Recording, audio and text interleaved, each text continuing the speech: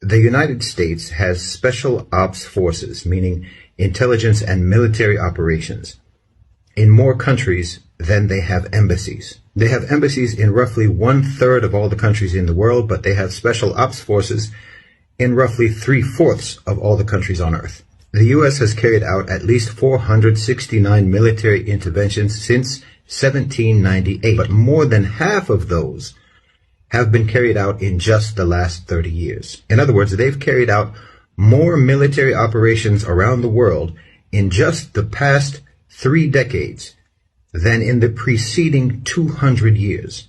If you combine the total spending of the top 10 military budgets in the world, the countries that spend the most on their militaries, if you combine that total, it still won't equal what the United States spends on their military. Now, these 250 or so military interventions since 1991 have been primarily carried out for economic reasons, to control resources, access to markets, to control markets, and so on. The use of the American military has been disproportionately for the sake of business. It has not been ideological, it has not been nationalistic, it has not been religious, and it has not been to spread democracy.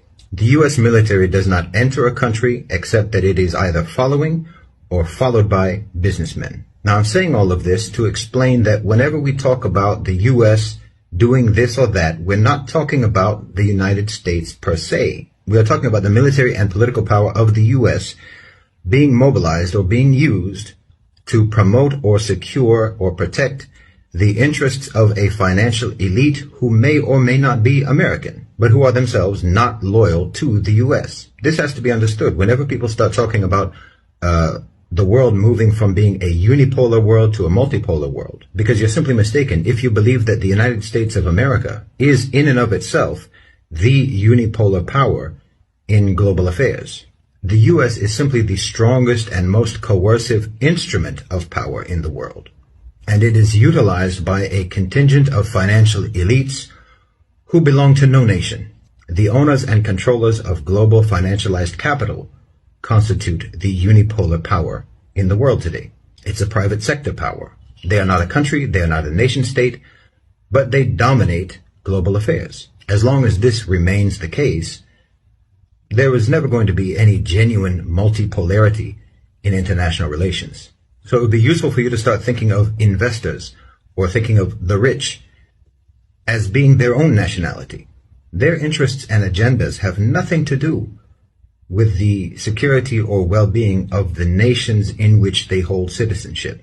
As we can see now across Europe, this new imperial class of private sector elites have no hesitation in undermining the economic stability, the financial well-being, the living conditions, the quality of life, the peace and tranquility of even Western nations. So before we can confront this reality, we have to recognize it. Nation states do not exist as independent power entities in the West.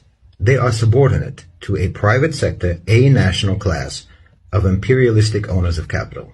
The Western neoliberal political and economic models are hostile to national sovereignty, they're hostile to democracy, they're hostile to independent government, and they're hostile to any iteration of a social contract. In these models, the highest duty of every citizen, of every institution, of every government, is to contribute to corporate profits.